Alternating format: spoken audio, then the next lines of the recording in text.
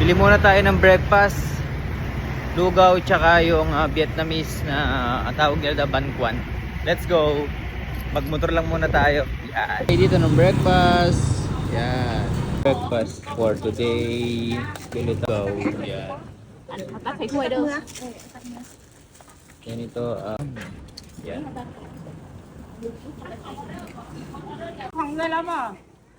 Bili tayo ng lugaw para sa ating breakfast. So, thank you Lord for this food. Amen. Then meron tayo ditong black coffee. Grabe na may buhok. Hindi ko lang kung ano tawag dito eh. Itong ano na to. Ito ba?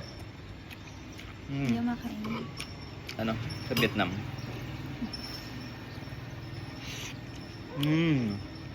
Gulay na kasama. Sarap. Yung lugaw nila dito, ang nakalagay ay baboy. Tsaka yung mga pata. Hindi sila naglalagay ng manok. Tingnan natin. Dito sa ating view. Yeah. Init. Morning.